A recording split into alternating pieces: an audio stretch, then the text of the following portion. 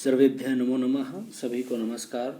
साथियों, आज हम करने वाले हैं महाकवि कालिदास का व्यक्तित्व, जो कि एचटेट में लगा हुआ है, जो कि टीजीटी और पीजीटी दोनों में ही आने वाला है। और संस्कृत साहित्य में सबसे महान अगर कोई कवि है तो उनको कालिदास को माना गया है, क्योंकि वाल्मीकि जी और वेदव्यास जी के पश्चात अगर संस्कृत साहित्य को समृद्ध किया है या विश्व साहित्य में एक अलग पहचान बनाई है तो वो महाकवि कालिदास के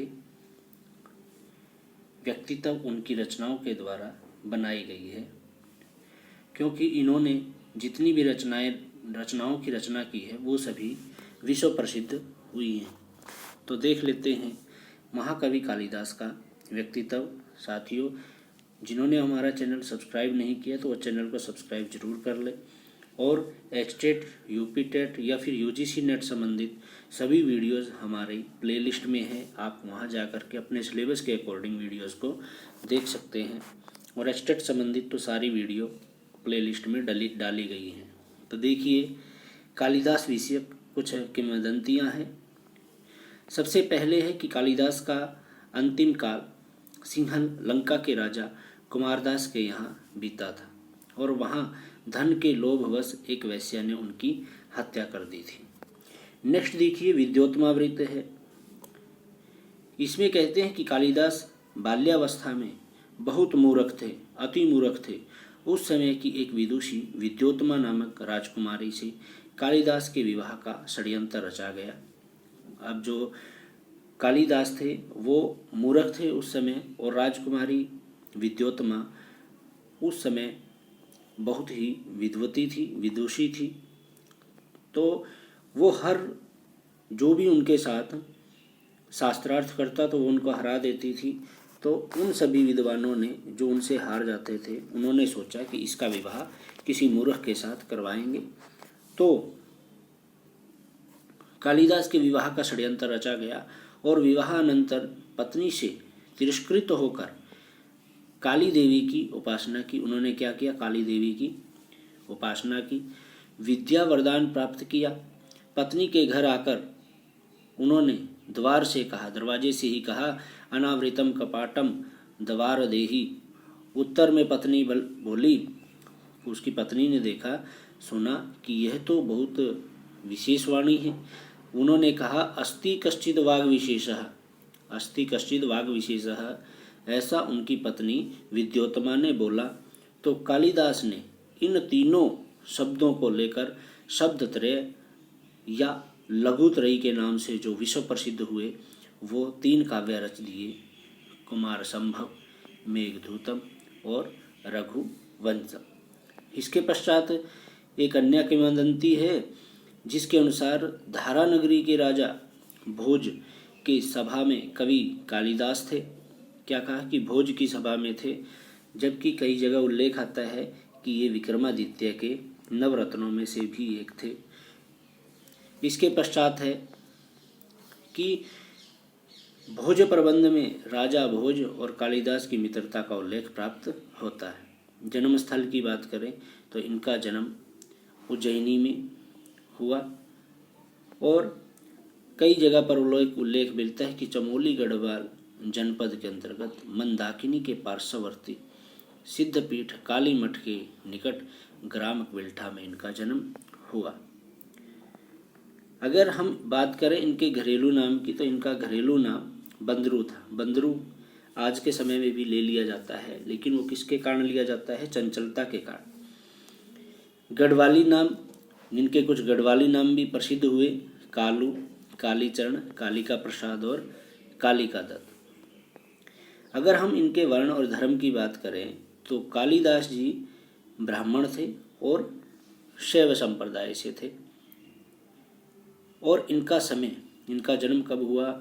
ईसा पूर्व प्रथम शताब्दी में इनका जन्म हुआ। इसके पश्चात कालिदास की 7 रचनाएं हैं जो कि विश्व प्रसिद्ध हैं। उन 7 रचनाओं को देख लेते हैं। सबसे पहले 2 महाकाव्य हैं इनके। महाकाव्य की संख्या कितनी है? 2 है, जिनमें कि कुमार संभव और रघुवंशम है। कुमार संभव में 17 सर्ग हैं और रघुवंशम में 19 सर्ग हैं।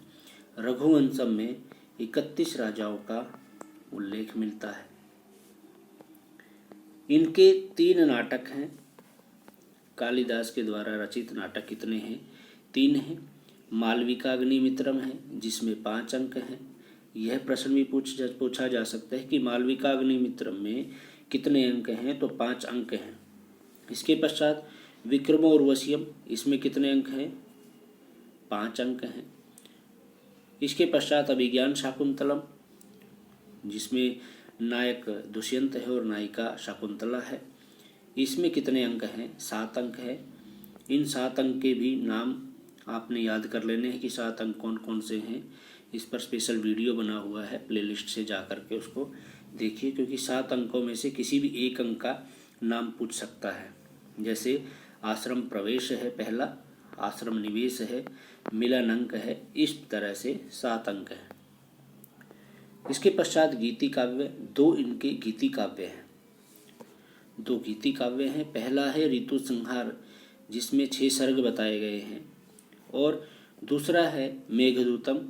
मेघदूतम में 2 खंड हैं, पूर्व मेघ और उत्तर मेघ।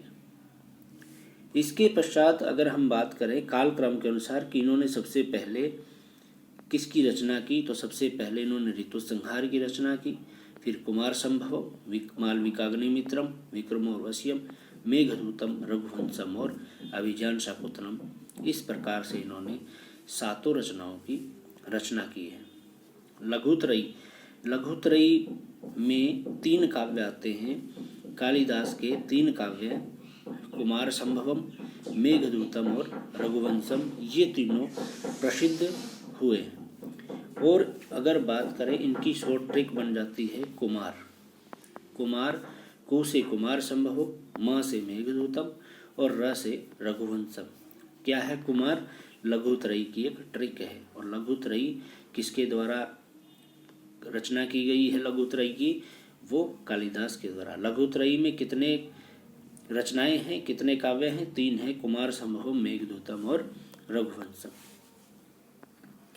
इसके पश्चात देखिए कि इनको उपाधियां क्या क्या दी गई।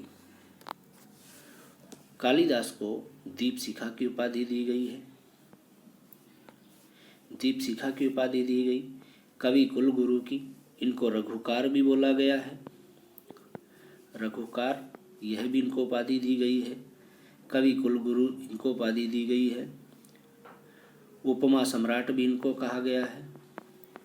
उपमा कालिदासस्य, ऐसा इनको कालिदास को कहा गया है। इसके पश्चात ये दिया हुआ है कि उपमा कालिदासस्य है, कालिदास की उपमा प्रसिद्ध है। ठीक है, उपमा कालिदासस्य, इसको आप याद रखेंगे। रस, इनका प्रिय रस श्रृंगार रस है। प्रिय रस कौन सा है? श्रृंगार है। अलंकार की बात करें तो इनका प्रिय अलंकार उपमा है, जिसके अनुसार इन्हें उपमा कालिदासस्य की उपाधि मिली है। शैली की बात करें तो कालिदास के सभी ग्रंथ वैदर्भी रीति में हैं, लिखे गए हैं। इसीलिए कहा गया है कि वैदर्भी रीति संदर्भे कालिदासो विशिष्यते, कालिदासो विशिष्यते, इस प्रकार से कहा गया है।